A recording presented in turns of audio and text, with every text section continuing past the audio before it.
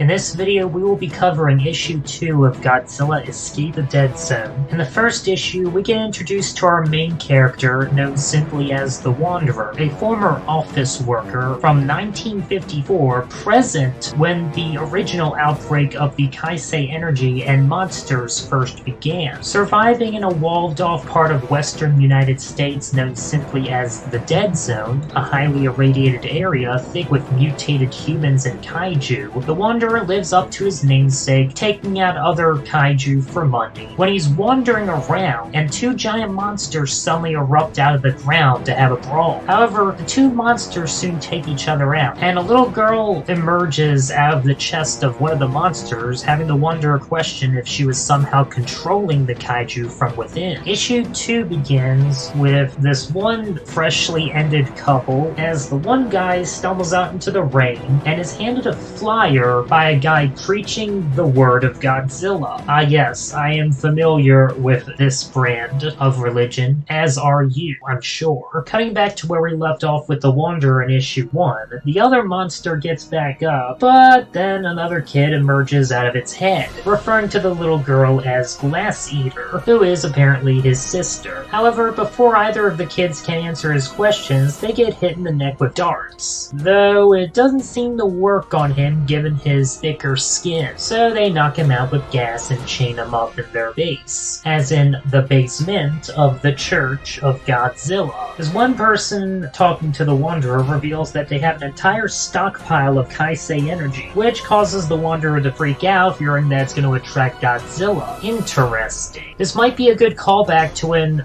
Jason's flashback in issue 2 of the main Godzilla Kai-Sei comic, where his mother was working at a laboratory, then there's a huge green explosion, and then suddenly Godzilla's there. So Godzilla's attracted to Kai-Sei energy, which might explain why he likes to hang out in the Dead Zone, supposedly speaking. We then see the guy from the beginning of the issue who's handed out the Church of Godzilla flyer arriving at said church. Yep, totally not a cult, though at least these guys care about their hygiene. We then get introduced to Mother A, who is the sort of cult leader of this church, as the Wanderer hulks out as he breaks out of his chains, and he just starts sending people flying left and right. We find out the other kid's name is Runt, and for whatever reason, the Wanderer decides to rescue them both, carrying them out as they flee away from the church. Though the text boxes make me raise an eyebrow at why exactly he's helping them out, when he's apparently ignored many people in need before. As the three escape, Mother A orders her followers to pursue them, and that they are very deep in the Dead Zone with nowhere safe to hide. Going off the synopsis for issue 3, it looks like we'll get to see some form of Kumonga in the next issue, although it's specifically referred to as a Kumonga, so I guess it's like little baby Kumonga, which makes me wonder if we'll see the big Kumonga at some point. I'm sure the story will go into more detail on how Runt and Glassmaker are able to control the giant kaiju, and if so, why were the two fighting each other inside of them in issue 1? And after seeing the Wanderer in action, I've just gotta wonder, how would a fight between this guy and Jason go? I can't help but wonder. I figure at the very least, 1-on-1 he could give the various members of G-Force a run for their money, given that he's older than all of them. But I guess we'll just have to wait and see how this story goes in issue 3. Join me for that issue when that's ready. See you then, folks. Take care.